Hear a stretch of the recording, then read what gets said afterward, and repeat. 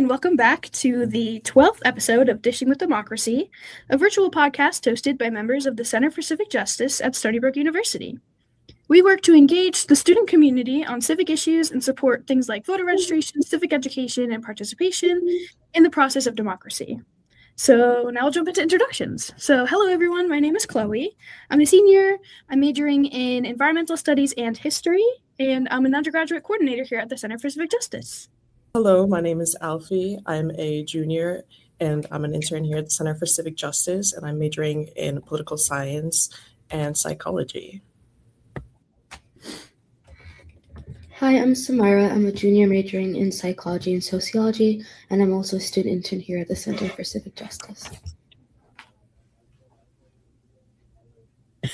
All right, so on today's episode, we are talking with professors and researchers across the historical, sustainability, and environmental fields to unpack kind of what eco and climate anxiety really mean, break down common misconceptions, and explore how climate change connects to inequality policy in our daily lives. So now we will have you guys briefly introduce yourselves and how you first became interested in climate or environmental work. We'll start with you, Professor Charbonneau. Okay. Hey, everybody, I'm Adam Charbonneau, and I'm a lecturer in the Sustainability Studies program here at Stony Brook. And I can't necessarily tell the screen how people will view boxes, but in part, my interest grew from my time in graduate studies and courses with Chris Sellers, who, was at that intersection of labor and environmental history and, environmental and social justice. And I would say since my undergraduate years, I've always been interested in the relationships between broad structural forces that shape our communities and personal and community agency. And I spent some time in Miami, Florida in my mid-20s, and I really got to see those kind of tensions more clearly because I hung around a lot of friends that were Nicaraguan. They lived in Little Managua, and they faced more structural inequalities. So when I left to go to Stony Brook for graduate studies, I started to reflect more on why some communities have higher hurdles and others are more, let's say, just don't have those same hurdles. So that really sparked my interest. And of course, climate and environment cut across all of that. It's a good prism, sustainability, to view these kinds of issues. And it really cuts across all of society. So yeah, thank you so much. Reflection is a really important step in trying to understand and conceptualize this work. Absolutely. Professor Sellers, would you like to go next? Sure. I guess my response to that question kind of dates me, I suppose, but before I went to graduate school and became a historian, I was an activist, and I got involved in the anti-nuclear movement in the U.S. and was actually arrested and so on out in Lawrence Livermore Laboratory. But I also, it was a moment there in the late 70s, early 80s.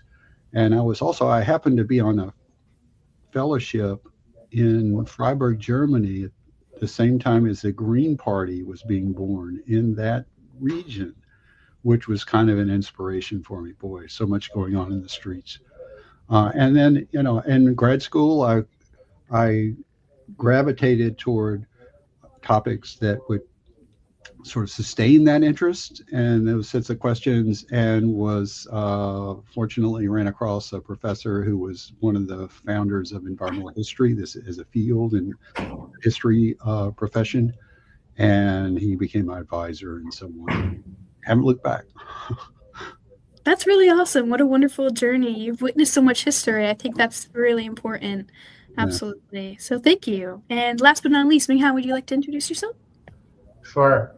Well, first of all, thank you for inviting me to be on the podcast. So my name is Minghao Chu. I am an assistant professor at Stony Brook. I have a joint appointment in both atmospheric science, which is in the School of Marine and Atmospheric Science, and then also program in public health. My research looks at how climate change and air pollution interlinked with each other, and through these channels, how climate change would influence our health. So my journey into this field started from the topic of air pollution. So I was born and raised in Beijing, China. So I spent my first 22 years there before I came to the U.S. to pursue graduate school and then stay here for researchers and professor jobs. But when I was growing up in China, air pollution was really bad. And it has gone so much better since then, but there were, so much personal stories that air pollution is really a big part of our life, and then it has all kinds of consequences. So I really became interested in that and spent quite some time learning about it and studying it in college. That I was in environmental science major and economics major. It's also was really fascinating. I mean, like all kinds of environmental hazard, air pollution is at the interface of nature and human, right? So it's really the consequences of many of our decisions that we have made in terms of how do we produce our energy, how do we grow our economy, and this is true not only in China but really around the world. And then very quickly since then, I mean, air pollution is very closely intertwined with many other environmental issues. One of the most direct and closely related one is climate change, right? So both because they sort of share the same origin, that burning fossil fuel emits tons of air pollutants, but also greenhouse gases emissions that leads to all the warming. But also they are sort of interconnected in a way that climate change is making some of air quality worse. So like one of the examples that we're studying very closely right now is the wildfire smoke crisis in US, North America, and around the world, that really because of climate warming, global warming, that wildfire are becoming a huge issue, and that has consequences on air pollution and human health. Yeah, thank you so much. Air pollution is such a valuable topic in this discussion. But yes, thank you guys so much for introducing yourself. Again, we're so excited to have you here and really hear your perspectives because you guys have so much to offer. So yeah, we'll start with our first question. This is for you, Professor Ming Hao. So when you think about the term climate anxiety, what does it mean to you, and how have you seen it show up in students or communities, especially as an associate professor and researcher? Sure, yeah.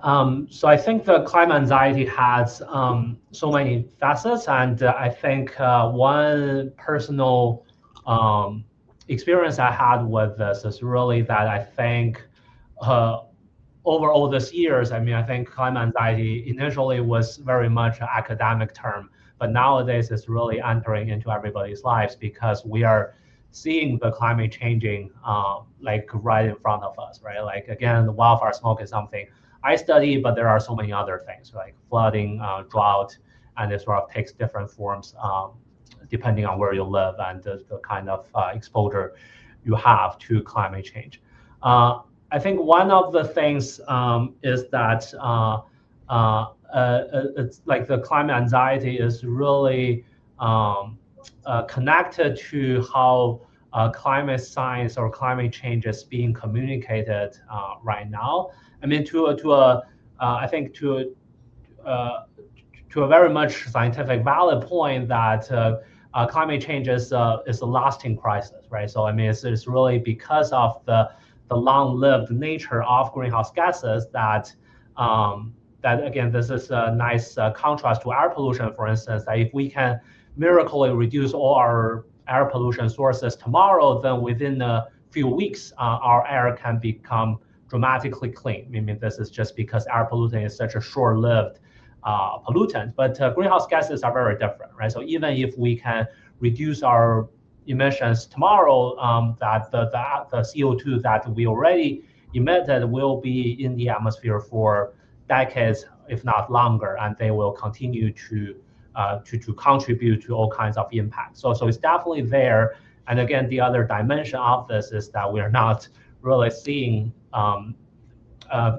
like there are all kinds of commitment, but the trajectory of reducing greenhouse gases emissions are obviously not super promising from many aspects.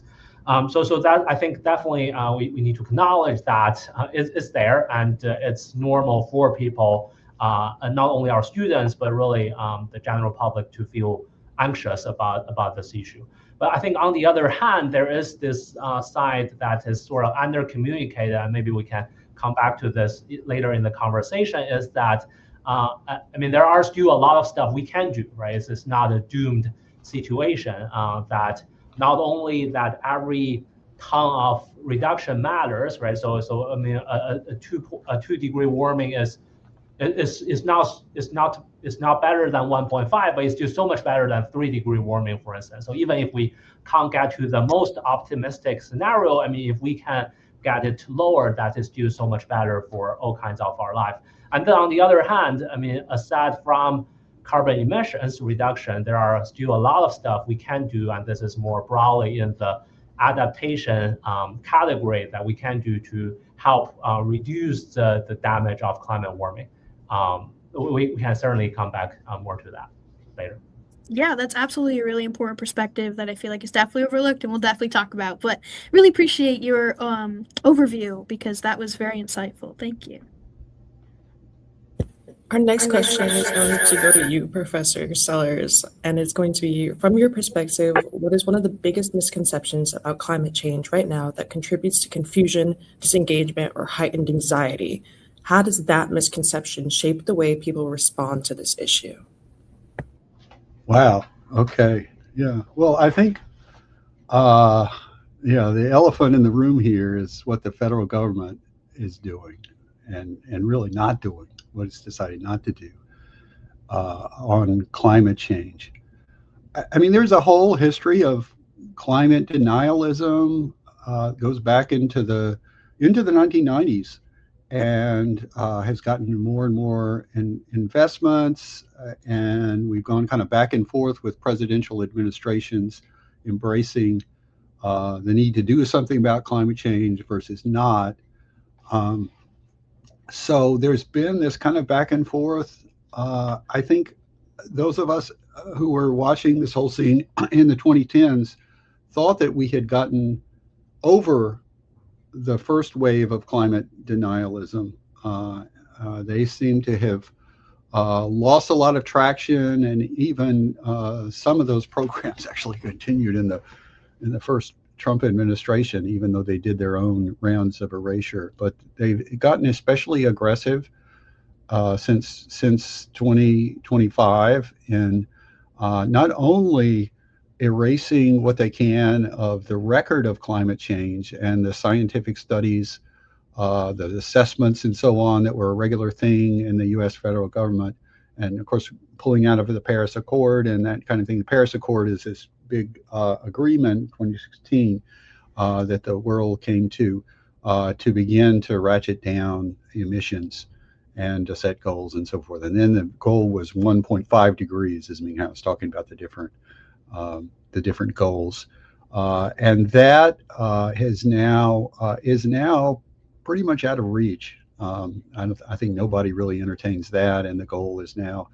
if we do more, we can get it down to 2 degrees, but we're going in the opposite direction. And not only is the current administration stripping away all the rules that would actually mitigate climate change, really systematically tearing those apart and tearing apart the endangerment finding, which goes back to the Obama administration when the Supreme Court said yes, greenhouse gases should be included under the Clean Air Act, and then the Obama EPA came up with an endangerment finding. I don't know if I'm going into too many weeds here, but and that enabled a lot of moving forward with the federal government's regulating of greenhouse gases and beginning to cut back on emissions.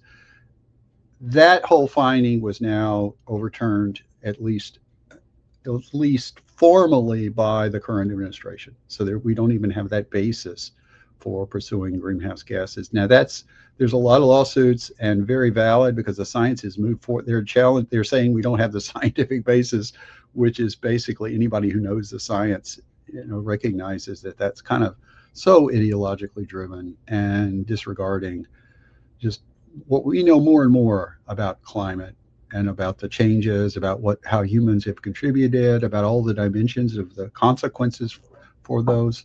So I think that disjunction really between what everybody is increasingly aware of and actually knows, and then a federal government that is basically, whistling past the graveyard in terms of not doing anything and actually attacking all the states that are moving more aggressively.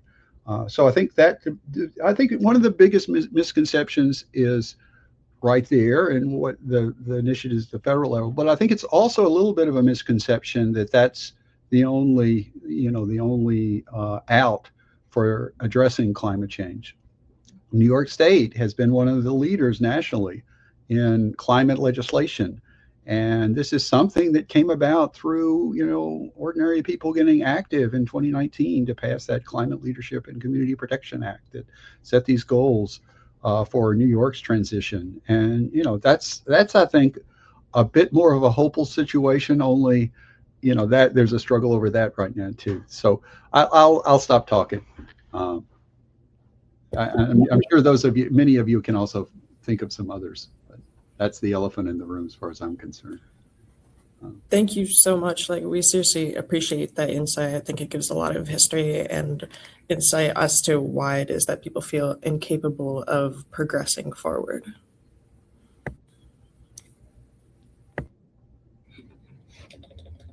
So thank you again. And building off that, Professor Minghao, I wanted to ask, how do you necessarily balance urgency in climate messaging without overwhelming or paralyzing people? And how would you recommend discussing climate change in a way that keeps people engaged rather than causing them to turn away? Because as we've all seen, there's been a special uprise in an age of social media and constant doom scrolling and different levels of media literacy, the different perspectives that can cause people to just fear even learning about climate change and the facts behind it.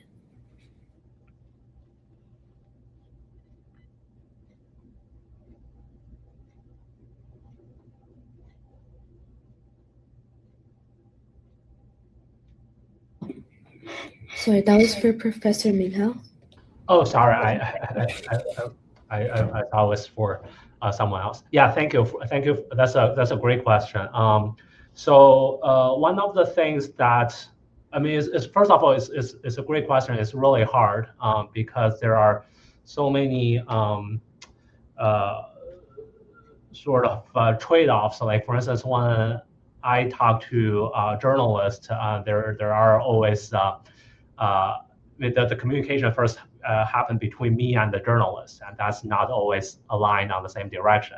And then, of course, there is the next layer, where it's what the journalists choose to write about this. But in general, I think in my communication, I know many of my colleagues do this as well, is that we always want to end with the emphasis on solutions. And that's often the kind of the last question we got asked anyway. So for instance, we published this paper last year. Basically, it's a projection kind of paper that looking at how climate change will influence the wildfire smoke pollution across the US and the associated mortality burden of that. The number was really big. That was one of the message is that this is an important thing that we need to think about. One other item on this list of climate-related damages. But on the other hand, we want to emphasize that those are what we call the projections, right? What the climate scientists call projections. And the projection is almost a deliberate academic term, meaning that only climate change and all the other things don't change. This is sort of the way that climate scientists do this kind of exercise to make sure sort of we isolate the role of climate in it. And then again, like all the other work, our work is saying if we don't do anything else, right? If we only let the climate to change, then we are anticipating big numbers in terms of wildfire smoke and mortality impacts. But then there are So the way we kind of communicate this is really this is the basis if we don't do anything, right? Then there are the different stuff we can do to make this number lower, for instance, right? So one of the fundamental thing, which is also maybe one of the more difficult thing, is to reduce emissions, right? So this is again the climate mitigation, but that again what Professor Sellers were talking about, we're definitely not on the trajectory, not only here in the U.S., but also more broadly internationally as well. But then there are still many other things we can do, like in the wildfire example, for instance, we can better manage the forest, right? So this can be a way that even under a higher level of warming, we can have better land management policies that can reduce wildfire risks, for instance. Or if even wildfire do happen, we can sort of better inform the individuals, like better protect the more vulnerable people from things like increasing indoor air infiltration, stuff like that. I mean, those are just examples of that, right? So I do think it's a tricky balance. I mean, it's tricky because so much of our research has been focused on the impact side, which I'm not saying those are not valid. I mean, we still do a lot of those research ourselves. There are still a lot of stuff we don't know about climate change impacts specifically, but there are more we don't know about solutions. Right? I mean, there are, like in the wildfire risk, again, like there are solutions being identified, but they are not necessarily being tested in the real world at large scale. So again, those sort of speak to the research gap, but also I think at the same time it's a little difficult to sort of, I mean, given that the majority of the research is happening on the impact side, it's a little difficult to balance that. But I do think that the more general the research community is acknowledging that we need to spend more time researching the solutions, although people sort of agree or disagree on which solutions to prioritize. But that's a positive direction to move into. Thank you so much for all the information. Really appreciate it. Okay, we're going to shift a little bit and we're going to talk about or ask, how does economic inequality and climate change intersect? Who is bearing the greatest burden of climate impacts, and how does climate anxiety or concern look different across race, class, geography, or generations? Sure. You guys can hear me, right? Good. So yeah, that's an important consideration always, right? Because again, these impacts are unequally felt, and economics, particularly in this country, but across much of the globe, if not all of it, economic and race and ethnicity and different kinds of intersectionalities, indeed, intersect to create these different experiences when it comes to basically anything, but particularly here, our discussion of climate and environmental kind of degradations. So, I know that all of you are probably very familiar with the long history of, obviously Jim Crow, segregation, its continuance through redlining, and then things like slum clearance and urban renewal and big northern cities that created even more total segregation than otherwise, could have been realized without that kind of role of a federal set of policies that prioritized some and disadvantaged others. And that really set the case for, again, you can do heat index maps, right, across cities, and you'll find that in neighborhoods of color, there's often, greater intensity of heat because there's less canopy of trees. There's more cement and permeable kinds of surfaces. These things absorb, right, that radiant energy, and it continues throughout the day. They're less likely to have access to cooling stations. There are studies that show libraries and things like this are further removed. And then, you can talk about where folks might live. So if you think about New York and coastal zones, we've got situations where people of lower income tend to live in basement situations or first floors that are more vulnerable to storm surges and extreme weather events and heavy precipitation. You can think about comorbidities and where people live and don't have access to the same kinds of food services and other kinds of health services, and how comorbidities set you up for more catastrophic effects due to climate and increased environmental degradation, to just where, if you think of home ownership, and communities of color have often, been fence lined, where again, in this country, your zip code is a greater indicator of your health as much as genetics. So, where communities of color have lived, there's disproportionate amount of noxious facilities. And even if any one of them is under a given threshold, there's like a noxious miasma because there's so many of those kinds of facilities within a given space. So those people not only feel these health effects, but then in terms of economics, their housing, their mortgage is here, but over time that house often can depreciate in value. So rather than creating, generational wealth, that's not the same experience. And even if you want to, if we're not getting in the weeds too much, but you think about the United States and something like the carceral system, where you have a disproportionate amount of Black and brown persons in those prisons.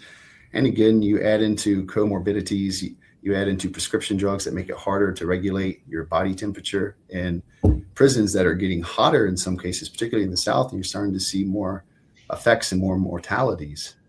Then the last thing I'll say is that, climate and sustainability really reflect the idea of wicked problems. They're so interconnected. So many of the problems and solutions are still ill-defined in some ways. And trying to fix one part may consequentially create problems in some other part. And part of that is because we often as humans are looking at systems through the lens of humans. And even, ecosystem services frames it, about us. So even if we're trying to become more sustainable, let's say in one part of the globe, if we're going to stretch environmental justice more broadly, that might mean increased mining for precious minerals in places like Congo. That is, leaching, heavy metals into their water supplies, to lithium triangle in South America. So it's really, to move around this, I would say, and this is kind of to borrow from, I think it's Isabella Wilkerson and her book Cast, but, we live in this old house, we inherited it, if you will, to borrow from that metaphor. And it's, it looks nice on the outside quite often, but it's got all kinds of fractures and fissures, and we have to work together to fix it. And I really believe that until we can begin to mend all these divides that keep us from working together, how are we ever going to meet that greatest of challenges? So, there's really a strong social component that has to come with any kind of shift towards something more sustainable, and it really has to focus on One Health. So there has to be some decentering, I think, of a Western prism to make it more inclusive, and even arguably some decentering of human from things. Absolutely. Thank you so much for that. It's really important to understand the intersectionality of climate change and how it's experienced differently through systematic issues that we recognize. So yes, thank you again. For our next question, it's going to be to Professor Sellers. So what role do politicization, distrust in institutions or government, and uncertainty about effective policies play in climate disengagement? Well, I've already been talking a little bit about that, I suppose, but I have much more to say. So politicization, I think, one of the things that I mean, we're in an era when there is a lot of distrust in government and institutions, and I would also add science too. The growing sort of skepticism about science and the politicization of what had been scientific, what had been widely understood as scientific certainties in public health and so on. That's a really significant change, I think. And it's a change that's happened gradually too. I think distrust, I mean, one of the things, so let me just give a little bit of a longer context. I think that in the climate realm, when it was first brought to the attention of international organizations like the UN, and we started to have IPC, the scientists get together, the diplomats get together. The solution, I think, and the assumptions behind the solutions of these international agreements was not great. Ultimately, I think we can say in retrospect, a lot of those those internationally negotiated agreements, the working theory was, okay, if we just get the scientists talking together with the top level policymakers, they can solve climate change. And oddly enough, this was not led by grassroots movements. This was not led by the green groups. Began to get on board in the 1990s, but this sort of top-down theory of change, if you will, has really been a failure, I think. And we've seen that play out especially over the last 10, 15 years, as it's been so easy for the climate denialism, the sort of the climate do nothing party or aggressively, exacerbate climate change. That party now has really, won out in terms of popular opinion within various nations, actually, including many of the big fossil fuel producers. I mean, so I think another model is really necessary, and I think another piece of working more from the bottom up than top down. I think we saw signs of that in when Sandy hit the greater New York area. After that, a group came together, really a coalition of groups, local, and across the spectrum of different sort of environmentally sympathetic groups, including faith groups and so on, labor unions, came together to form this New Yorker News umbrella group that is really the central, if you talk about NGOs that pushed the New York to get the climate law in place in 2019. That was more locally organized. And it was also intersectional. I think that was another flaw in the early conceptions of climate change and how we're going to pay attention to it, was not looking at the inequities and how it shook out especially for more marginalized or disadvantaged groups. And that rhetoric of climate justice was right there in the New York City Climate March of 2014 that then became the trigger for pushing Obama, I think, to negotiate with China and get that 2016 Paris Agreement. So that, I think that was a more effective model. Unfortunately, the opponents have gotten much more organized, and we've also gone through a sort of a transformation of the media sphere that has made it very hard to break through with non-denial messages about climate change to huge portions of the American population, and I think elsewhere as well. So I think that's a part of sort of the move towards social media, the creation of these media bubbles by politics and so on is a part of this is institutional though. And that's also contributing, I think, to the difficulty of arriving at solutions. But here's the thing though, climate change is local. There are many things we could do at the local level, including right here on campus. And we've looked at this, Stony Brook is the international climate leader, but that's in research. And actually, if you look at practice, our energy system here is based on this cogen plant that is run off natural gas and that we switched to in the 1990s and is now locked in. There's no plan to replace that here at Stony Brook. And that basically means that we have to buy credits in order to meet the climate law specifications for New York State in 2030. So that, they're very local, plastics is also single-use plastics. I mean, there's a law in place in New York State now. We haven't really transitioned off that. Plastics draw from the fossil fuel industry. That's the sort of building block, the raw materials. So there are many places locally that change can happen. I think ultimately it's the combination of these local, more grassroots initiatives that can really push us to the next level, to actually getting the federal government to take it seriously, and also pushing, the state to move forward with its, what the legislature required of it. So.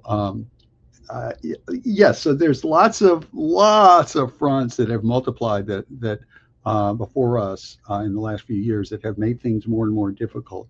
But actually, I'm hopeful, and part of the reason that I'm hopeful is that just think about what stirred that New York City, the first 400,000 people, the biggest climate march up to that time in 2014 in downtown New York.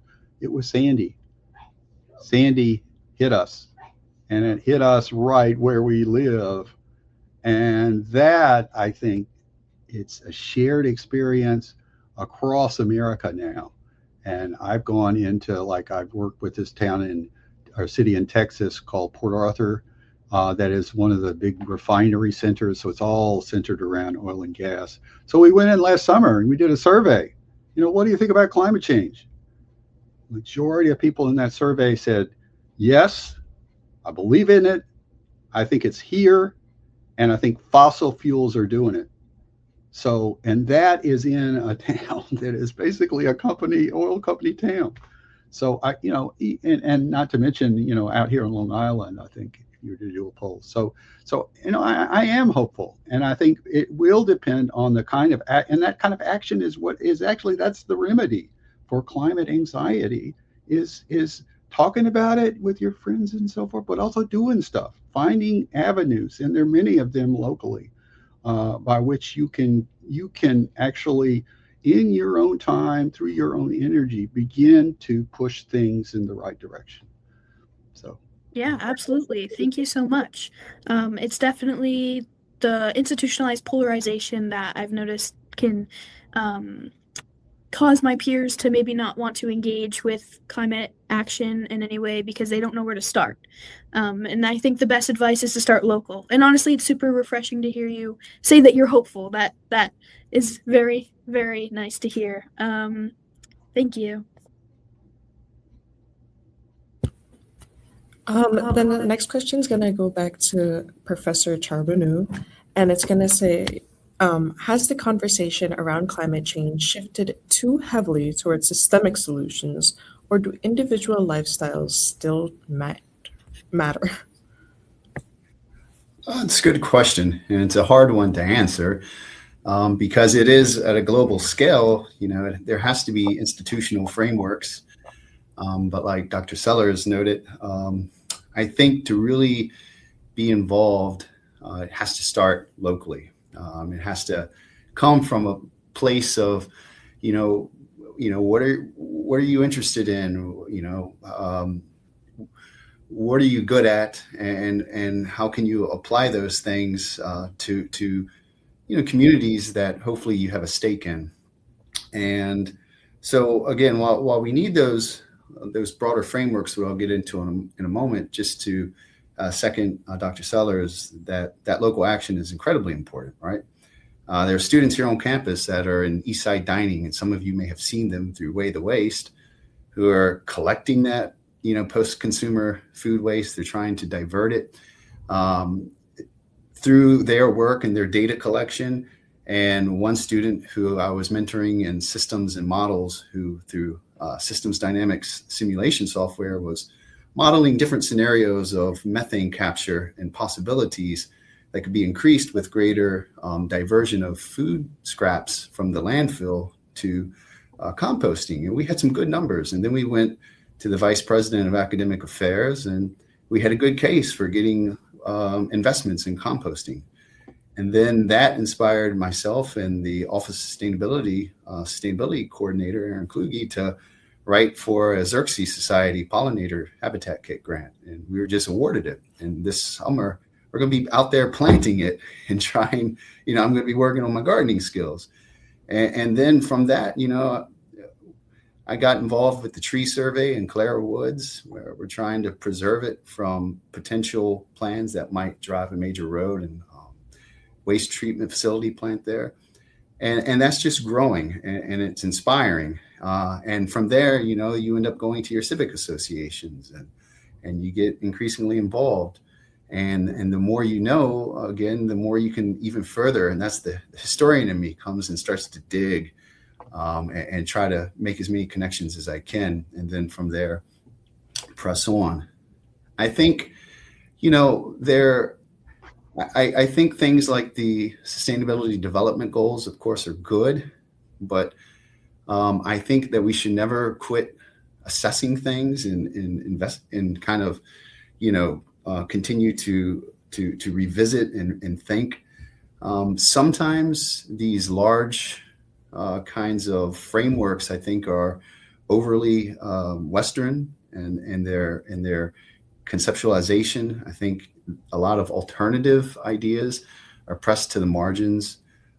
Even, like if you wanted to talk about goal 7, clean energy, goal 8, economic growth, goal 9, industrial development, how might that compromise some of the other goals about, life on Earth and species, and even the idea of, development. We talk about the world too often as developed versus developing or underdeveloped, and that puts almost all of history on the course of a Western notion of development. And, anything that's not there is considered undeveloped. So even that kind of discursive frameworking kind of mentally structures us to see it as only one possibility. So, I encourage people to read things like Robin Wall Kimmerer's Braiding Sweetgrass, and, kind of get different ideas of what's possible. And I think that's really important. So there needs to be a balancing, right, of above and below. And I'll end it like this, and you may have heard me say this in class before, Chloe, but there's good research out there that showcases that most Republicans believe in climate change, and they understand fossil fuels are driving it. But then they'll vote against policies for climate mitigation or climate action because they see it as part of, let's say, a democratic agenda, right? And somehow, as things scale up, there's a conflation where, let's say, climate action becomes equated with gay marriage or something like this. And, and at the local level, we can often see things more tangibly and work towards more pragmatic solutions across the aisles. So how can we start to do that, as and scale it up? So building from kind of the bottom and informing, how things will work from above in a more inclusive way. First, I want to say congratulations. Your initiative seems to be wonderful, and it's definitely one of the first steps forward.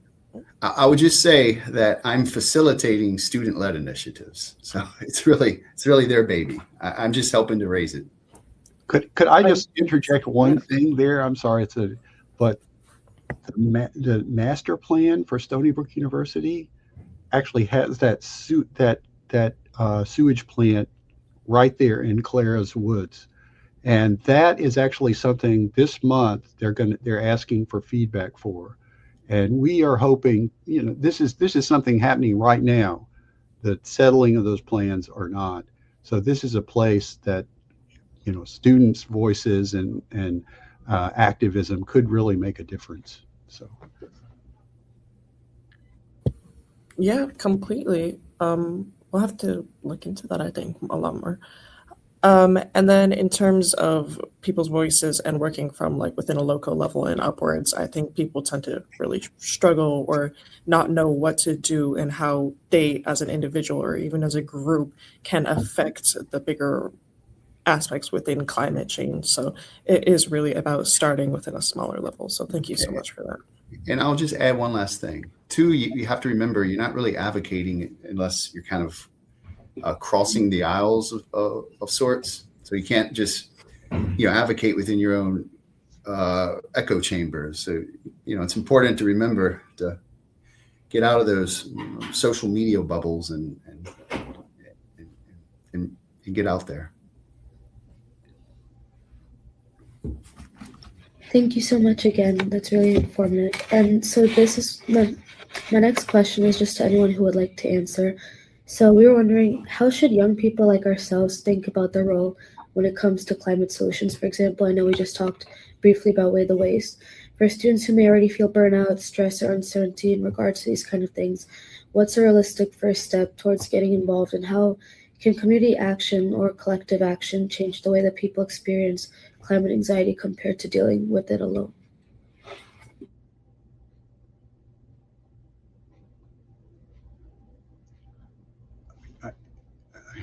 Okay. Yeah. Okay. So I think I've thought about this a fair amount. What are the first steps? And I think getting out of your existing social media and other media, and getting in contact with networks that are going to get you information about what's happening locally. And there, it'd be great if the Civic Justice Center could come up with like a list or something of just contact people to reach out to get on their mailing list and so on.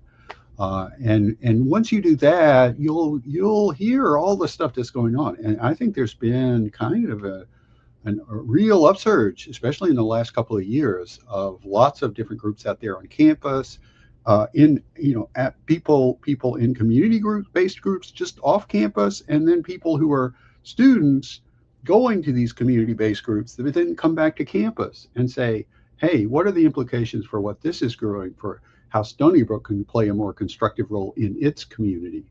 And groups like the Brookhaven landfill group, the Ballard group, they have a whole student contingent now on campus that is studying the waste patterns at Stony Brook.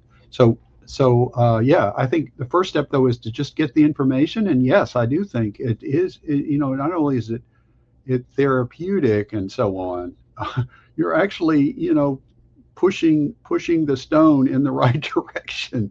And that's part of the therapy, is actually becoming active and becoming a part of the change. And it has to be collective. It has to be a group thing. Or it's not, the more it's isolated and just individuals and clicking on a screen, the less, I think, effective, as well as the less therapeutic it's going to be. You got to do it with people. That's my speech.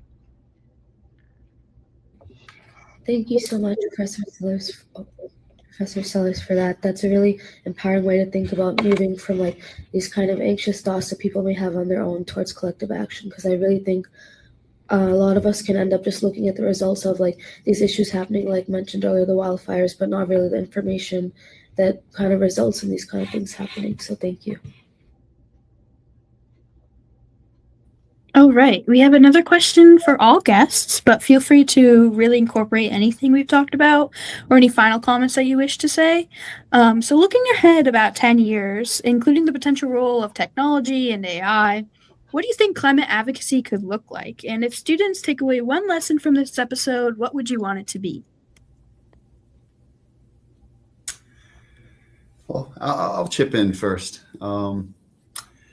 So, AI has a lot of uses. We were just discussing, I'm part of a Liblet steering committee that helps to create the Swanson Waste Symposium. I think this will be the 4th year. And, one thing we're looking into is maybe AI and its ability to maybe make more efficient, let's say, mapping of hauling and to cut down on, wasted emissions, look into perhaps consumer or waste producer behaviors. But as a historian and somebody who enjoys reading and kind of reflecting on the things I'm reading, and I hope that people always kind of work to produce their own knowledge, and in that creation, that individual that is you begins to shine through in a way that I don't think an AI can replicate. And, the more that we see the individuality in ourselves and in other people, I think the more precious they become. They're less like objects to manipulate. And the more maybe we see the humanity in one another and can work together. And just to second Chris Sellers, get out there, get involved in stuff. It becomes very inspiring, and you get like an itch for it. I want to go out, get involved in this, and then suddenly you're getting involved in this, and your days have a lot of meaning, and nothing's worse than feeling isolated and apathetic. Yeah, absolutely. Reflection and action are very important. And for students to start acting we always say pick something that really matters or something that makes you passionate or that you are inspired by. So then you get engaged and then you stay engaged. But yes, that question is also open to Minghao and Professor Sellers if you have anything to add. Sure, yeah. I mean, I think I agree with a lot of what Chris and Adam has said. I mean, really, I think the getting into the action is the most important thing to do here. I think one additional layer I want to add on to that is, I mean, this is a question I got asked the other day by someone who's taking my class, asking whether it's a good time to go into climate-related majors, or basically the question is, what is the climate-related job market looking like right now? And I think, I mean, there are multiple ways to answer the question. I mean, if in the current labor market, if you search stuff with climate in their title, there are still not many of them, right? So like, I mean, certainly under the current federal level political or policy environment, there are not that many directly sort of climate relevant jobs. But in terms of skill set, I would argue that there are so many more jobs right now that requires some level of climate related training or skill set. I mean, again, that's just because of the level of extreme events that we're experiencing right now. So like in sort of sectors that we traditionally don't think that they would have those kind of positions, like I have many colleagues or friends who are sort of picking up jobs in finance that like is very much climate related. I mean, their job is analyzing climate model data, but they're working for like one of the major financial private sector company, for instance. So I would argue that there are many opportunities right now that the students can think about. I mean, of course, not everyone, there are, again, so many levels to get involved, right? Like even if it's not your primary occupation or career, then there are still things that we just talk about that they can make a difference and get involved. But like even if you are interested in this, I mean, I would argue that there's no better time to get involved in this, because there are so many job opportunities that can use your skill set or expertise one way or the other. And again, that is a great way to build a career while also making impacts on solving climate-related problems, maybe through different lenses. Yeah, absolutely. And we need more people in these majors now than ever, right? We're experiencing the history, and if you're inspired, please join, and then you find your way within that. It is such a multidimensional field, so that's really exciting. But I have one other thing to add to the great discussion, you guys, Adam and Minghao. And this is, you're talking about the potential role of technology. Just to let you know, this is part of my activism is I've been involved for the last 10 years, actually, in building up a group called the Environmental Data and Governance Initiative. And data is such a big part of our world, but also the climate and environmental world. And what we've done is actually, the federal government has been the biggest purveyor of this kind of data. But one of the things that we've seen is data is at risk as these administrations change. And so one of the places we've found a lot of like foundation grants and this kind of thing to do this work is to actually save and to monitor the data collection of the federal government, and then also to save it and to make it more accessible for community groups and so on. And so one of the things we did, I mean, with the Trump administration coming in, we saved a lot of the environmental justice data tools and put them back up and have kind of been with a whole sort of working group and so on. And this is data science is definitely a technology heavy field. And another thing we did was we mirrored the whole environmental compliance, the enforcement database of EPA, and various people found ways into it to do studies and this kind of thing and make it available to sort of locally to community groups and that kind of thing. So I think there's a lot of sort of, in the data realm also, there's a lot of ongoing work, and I think the move there is toward decentralizing and being less dependent on something like this federal government that kind of switches back and forth. So that's that, and we have seen a lot of private foundation interest in this kind of work. So I think there are emergent frontiers. AI. I have to put this on the table for AI. I mean, we're looking some at that, but it's also very, energy intensive, and there's a lot of opposition. Those data centers are getting cited in environmental justice communities. And so there's a lot of these same issues that we're familiar with from other industries that come in with a big push to. In fact, that's one of EPA's commitments right now: is we're going to make the world safe for the data centers. So weird, but anyway. So I think there are indeed new frontiers technologically and otherwise opening up, in part because of the political scene and all the resistance to doing anything at that level. So again, I am hopeful for the future. In the next 10 years, I think we're going to see even more movement in that direction. Beautifully said. Thank you so much.